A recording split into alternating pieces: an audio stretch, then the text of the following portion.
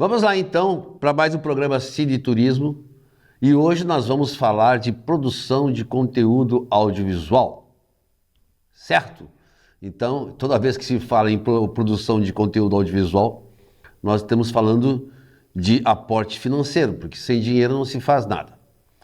Em 2007, na segunda edição do Arraial Cinefest, a gente exibiu um filme do Carlos Pacini chamado Merrinaco. Merrinaco é uma alusão a uma tribo indígena lá do Alto Xingu, os Merrinacos, né?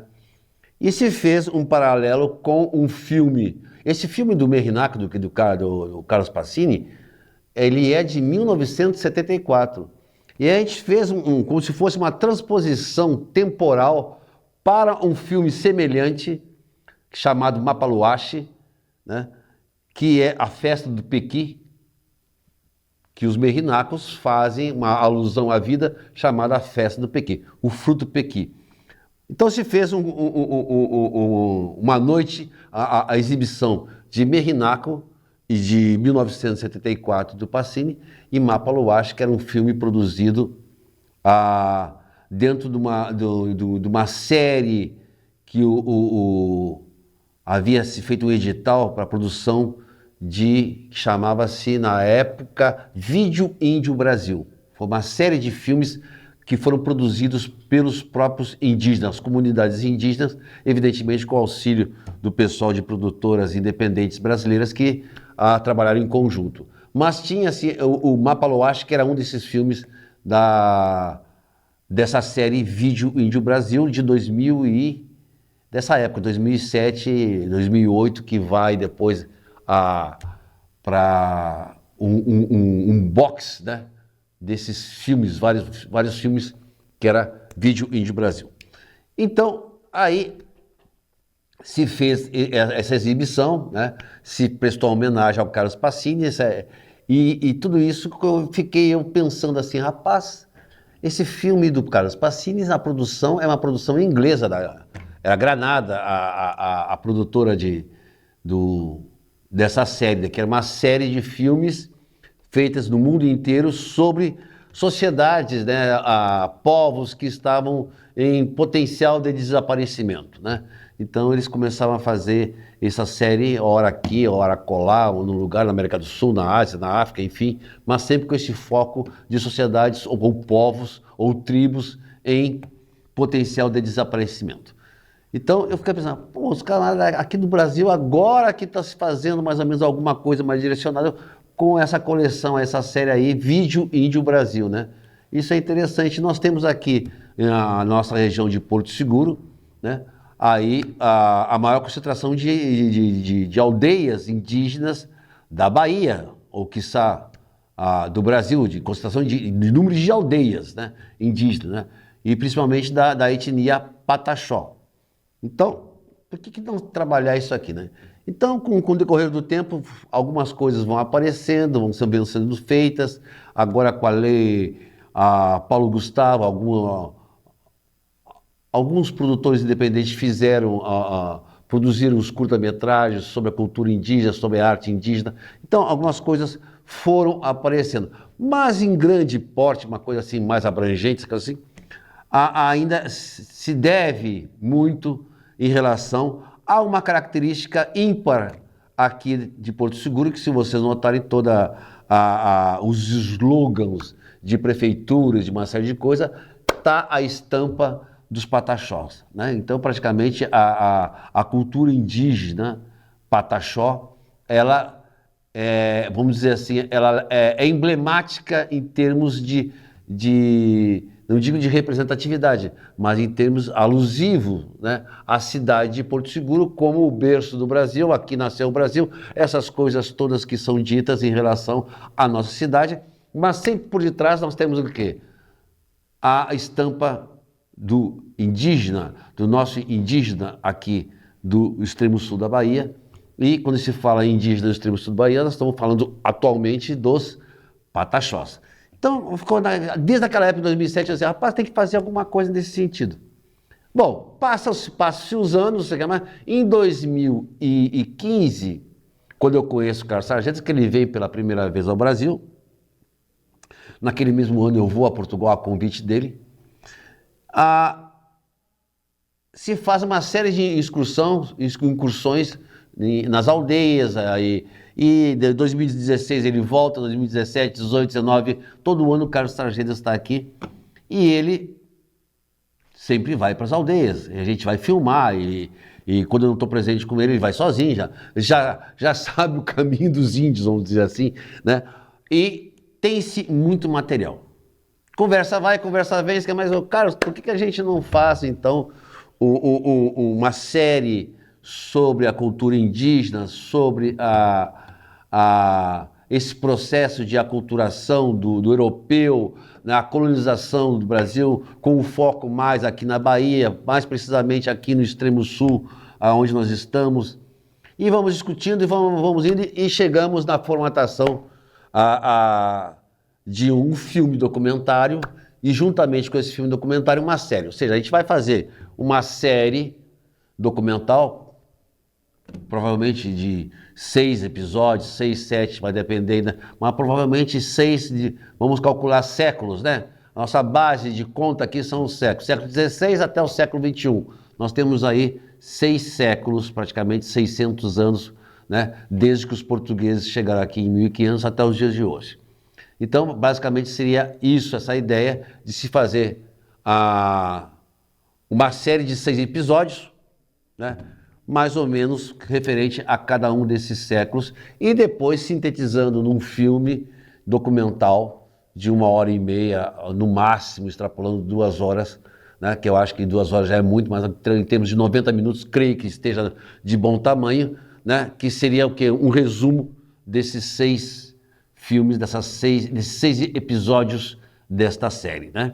Então, provavelmente se faça em torno de 30 minutos cada episódio, mas isso a gente já tem um bom material e já temos uma equipe praticamente formada para esse trabalho, tanto aqui como em Portugal, né? Tanto a parte de pesquisa, como a parte de fotografia, de arte, a parte de inteligência artificial, né? A trilha sonora, tudo isso já se está trabalhando bastante durante esses anos todos, e resolvemos colocar isso em prática de uma forma bastante simples e direta, né? Que é através de um processo que é conhecido mundialmente como financiamento coletivo, ou seja, a população mundial vai financiar a produção desse projeto. Essa é a nossa ideia, e Carlos Sargeda já está articulando esse processo para ter uma plataforma europeia na qual a gente acredita que tenha assim, um potencial maior de captação de apoio do que só aqui no Brasil. Então, nós podíamos fazer até uma competição, quem é que vai, aonde vai se captar mais recursos no Brasil ou na Europa. Evidentemente que lá vocês têm o euro valendo 6,5 mais que o nosso real, vai ser difícil aqui nós no Brasil conseguimos arrecadar mais que ele, mas quem sabe, né? Seria bastante interessante, né? Então a ideia é essa, exatamente, para que a gente venha trazendo essa questão cultural, artística e histórica dos Pataxós, representando os povos originários aqui do nosso Brasil e principalmente da nossa Bahia, né? Então, e isso aí vai gerar algo de interesse, creio, que não só no Brasil, mas no mundo inteiro, né? Porque a gente pretende trabalhar isso aí com legendas, no mínimo em inglês, para que esse filme possa percorrer todos os festivais possíveis no mundo inteiro, né? E ser visto de maneira tal a que a gente possa levar Porto Seguro, a Bahia e o Brasil de uma forma bastante representativa para fora, e também a cultura indígena, né? E como é que a gente vai fazer isso aí? Ou seja, conversa vai, conversa vem, nós chegamos a um ponto que é a parte que vai dar o nome a esse projeto, né? Então, eu digo sempre assim, que às vezes nesse processo que a gente está, às vezes aqui como jurado, né? Formando júri de festivais de cinema pelo mundo afora, tem muito filme que o título não tem nada a ver com o enredo, né? é comum se deparar com isso. Então a gente fica preocupado. Vamos ver um título que traga, né, essa afinidade e essa relevância do tema. Pronto. Aí descobrimos que Caraíba era o termo usado pelos indígenas da costa brasileira, desde aqui dos anos 1500 em diante, quando chegam os portugueses na costa brasileira, que predominantemente eram os tupis que estavam aqui. Aí você tem os tupinambás, tupiniqui e outros mais, mas é esse tronco tupi que estava aqui. Chamavam os que não eram indígenas, ou seja, o branco, de Caraíba. E Caraíba tem outro significado de planta, outras coisas mais, mas um dos significados dentro do olhar indígena para esse branco, esse colonizador, esse sujeito que eles nunca tinham visto antes, né, chamam então de Caraíba. E quem é o cara que vai contar a história desses indígenas? O que se sabe desde então é o Caraíba, é o homem branco até hoje que vem contando essa história.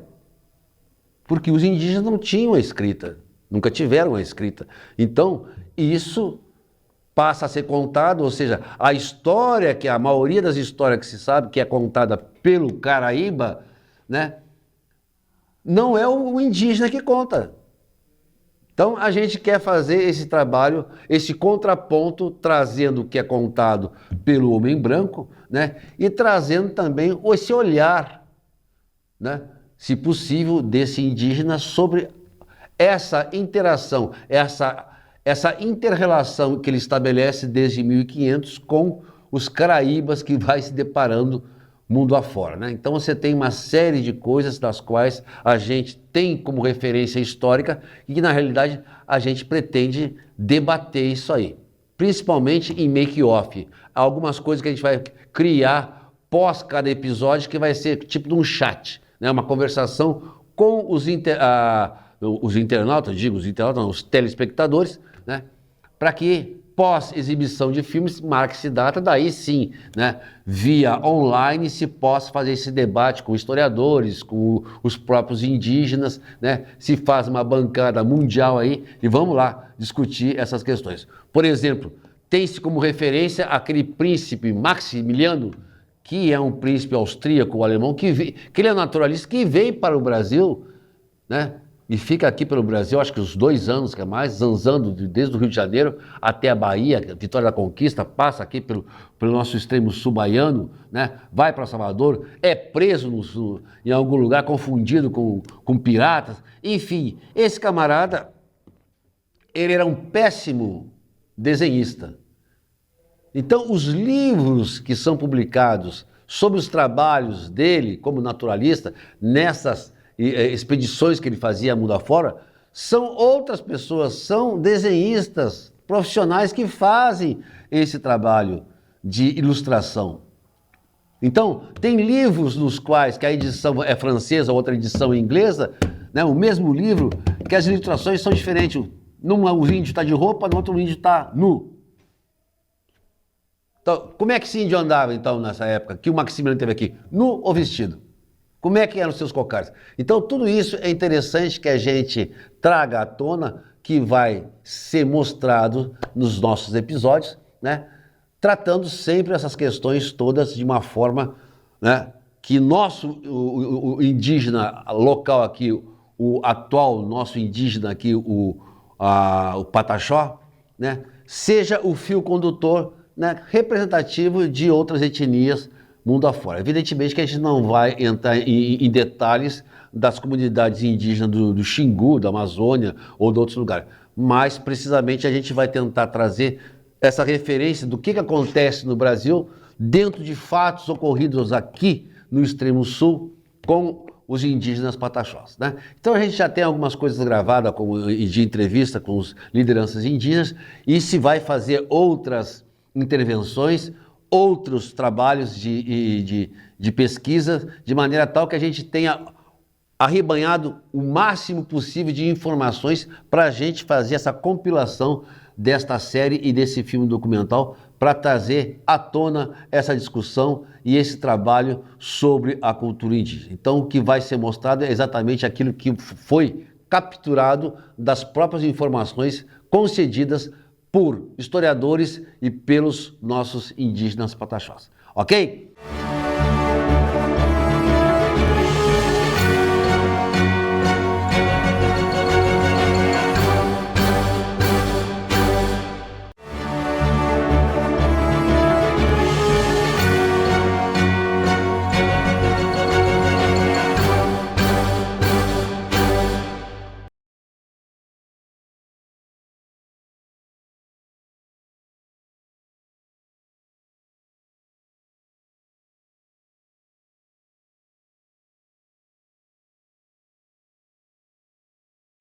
Aí, cima aquele bombom ali, ó.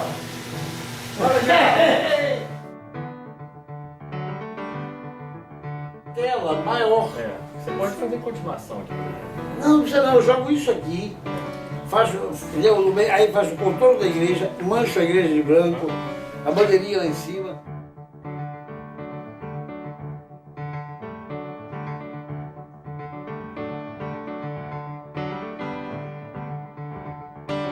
Né? Fala, coisa fala que é o banheiro, né?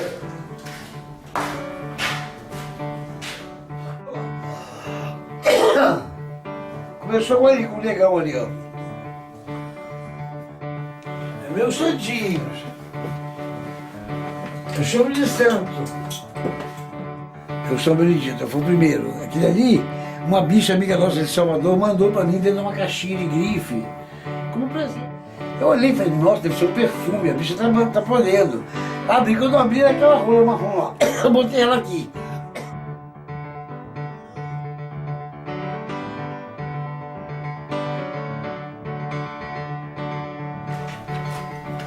Certo? Tá. Aqui eu vejo, pode. Eu queria fazer isso. Seria maior, né? É.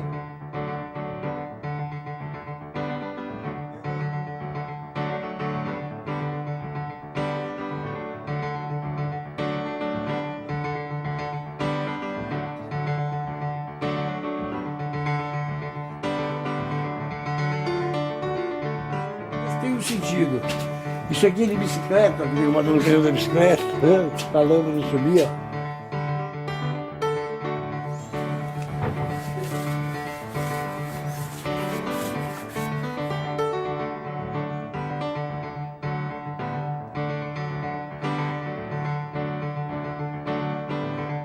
Eita, eu adoro me exibir.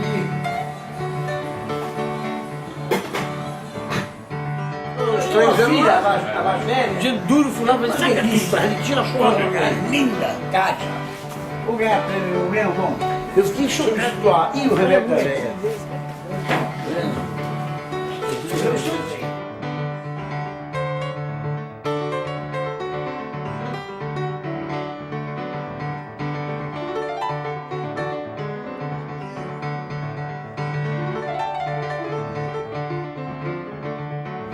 Fotografou aqui, carinho, isso aqui? Fotografa isso pra mim, depois você mandar pra mim. Ele é o bonitão do Arraial, ele sempre se achou bonitão, né, cara? Tá velho, agora pegou qualquer uma, pegou a velha. Ali era perigoso, né? É. Não, ó, depois ele já falou. Eu botei ela aqui. A partir dela, todo mundo vai me dando presente. É tudo presente, cara. E foi enchendo que eu mandei parar, que não tem mais onde botar a rola.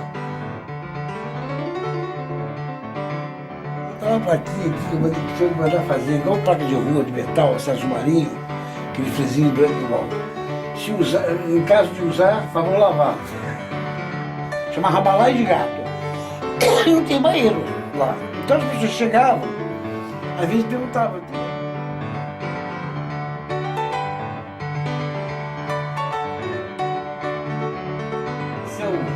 Às vezes senhora, às vezes duas meninas, mulher.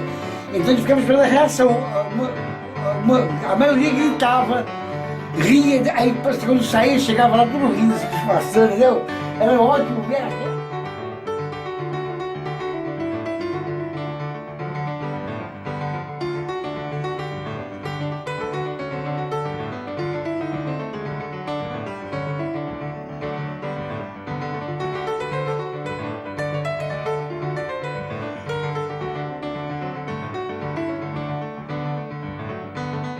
vestidinho de safari, aquele conjuntinho safari, lencinho vermelho. O viado, quando entrou aqui, eu falei, pode entrar. Ele abriu a porta e entrou. Nossa, tem que ir no banheiro! Tem que ir no banheiro! Você gritar igual louco aqui dentro, cara! Vem, ilumina! O viado enlouqueceu! Fica muito bonito. Aí eu faço uma textura nesse fundo, aleatória, muito doida, e essa figurinha pitadinha ali em pé, em cima de um piso quadriculado, sabe? Fica muito bonito, mais minimalista, um negócio mais. São dois baixos, mijando o tempo inteiro. Ah, meu Deus. Será que eu vou sacrificar você, minha filha? Depois eu falo que a filha não trabalha. Foda, né? A gente faz os paviados certinho. Vamos matar, não mata tudo. Ué, não tem. Os filmar era uma bicha de. Trabalho em cima do ferro, do prego, do arame, resto de coisa. Nunca tá, uma assemblagem que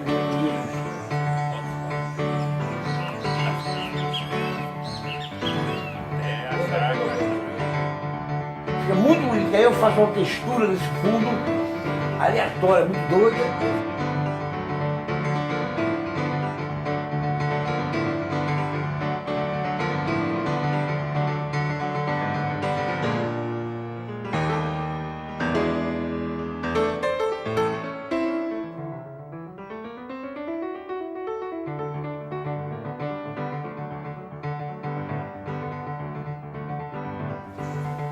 A única árvore que eu deixei foi a biriba. Porque ela suja muito, mas é a única que eu deixei. Não tem galho, não quebra, pode inventar galho.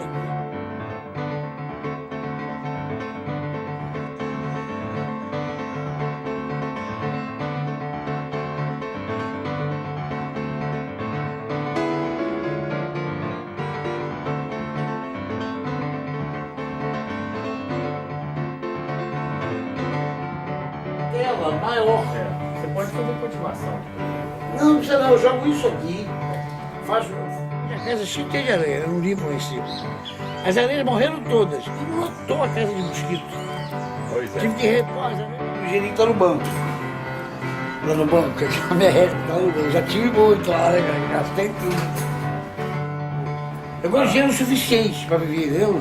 Quando tem coisa, aplica aqui, aplica ali, aquela aplicação que desesperado quando eu ligo.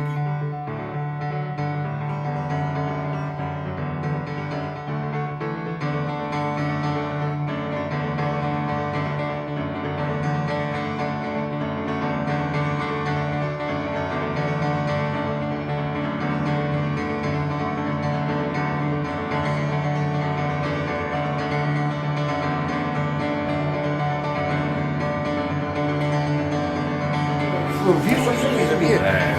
Ó, dá R$1.000 a fazer ela, subir no palheiro, deixa uma foto dele na lá e ligar. Aí eu vou pra cima, vou tirar, chegar, eu vou jogar no meio do pé.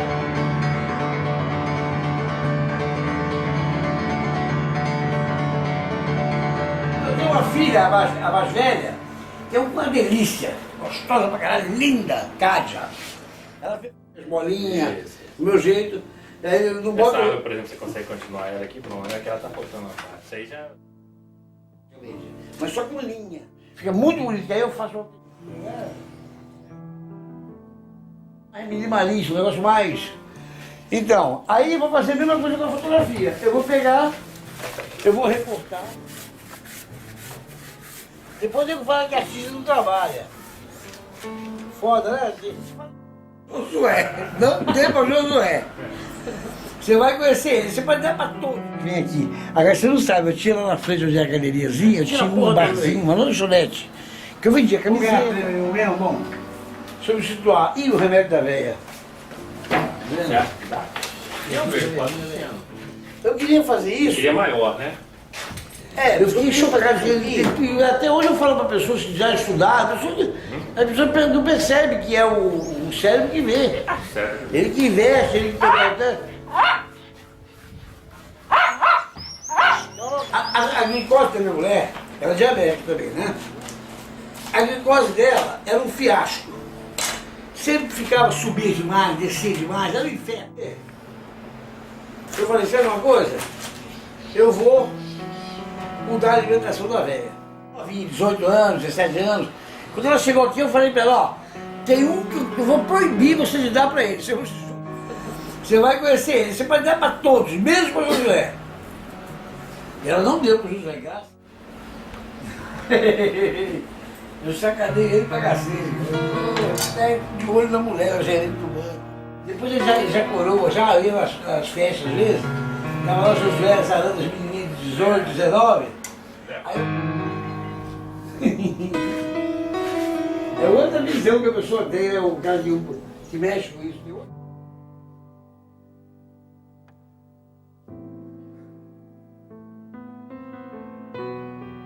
Eu chego lá, qualquer coisa que você fala, ele abre a Bíblia. Aí vai citar um fato que tem a ver com o que você falou. Cara, todo dia de manhã esse cara me vem com uma lição na Bíblia, cara. Aí parou, porque eu virei pra ele e falei, ó, você deve ter muita culpa e muito pecado. Quem anda muito com a Bíblia na mão tem pecado demais, cara. Eu gosto de dinheiro suficiente para viver, entendeu? Quando tem coisa, aplica aqui, aplica ali, eu quero aplicação.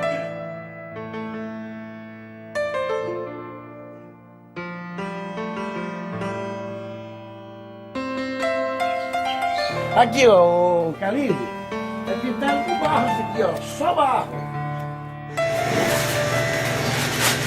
Olha, gato, se filmar meu comigo, beijinho aqui frente. No final eu saquei ele, dá essa porra aí. Saquei deu 1000 e pouco ainda.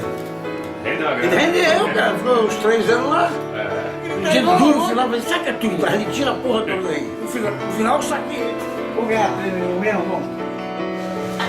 Vai passar na Globo isso aqui, 2 fotógrafos aí. Bora.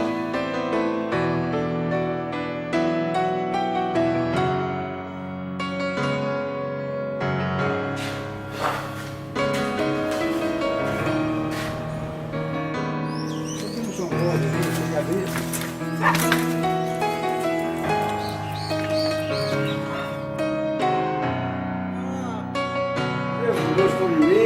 Eu estou visualizando assim, eu quero um negócio para guarda, entendeu? Uma coisa assim, no meio de uma tela. Isso.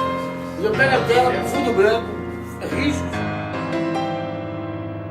Aquilo ali, por exemplo, é Xerox, é minha mulher, ela pintava. É ela? É Xerox e eu pinto em cima da Xerox, tá vendo? Eu fiz uma série grande disso aí, ficou bonito, né? Eu tirava Xerox em pedaços.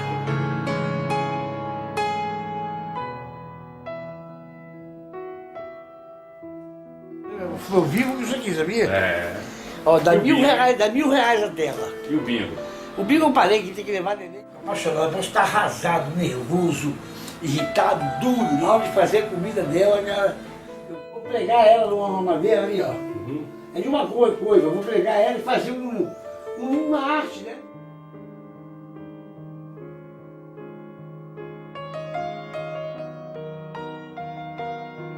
Fusca. Foi perfeito, cara. É, mas e quando eu era criança, surgiu o Fusca, lá no Rio, chamava Chibica.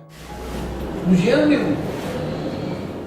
Dinheiro nenhum, uma vez aquela cara ali. Eu vendo, quando sempre me pergunta, quanto custa?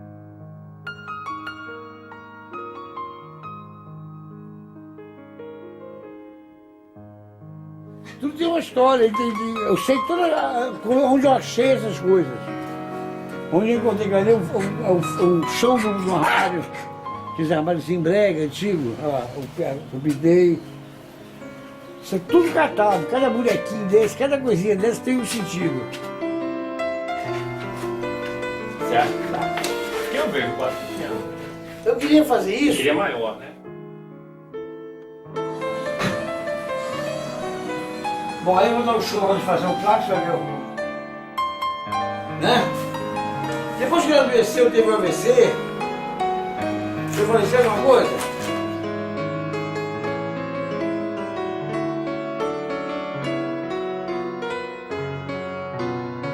Eu mato um bicho no encontro.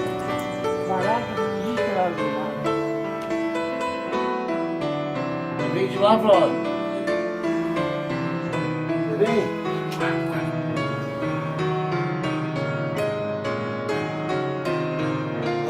a minha rede, então, eu já tive muito lá, né? Eu gastei tudo. Quando eu não gastei aquele dinheiro, eu não sosseguei, não gosto de dinheiro. Você reformou a casa?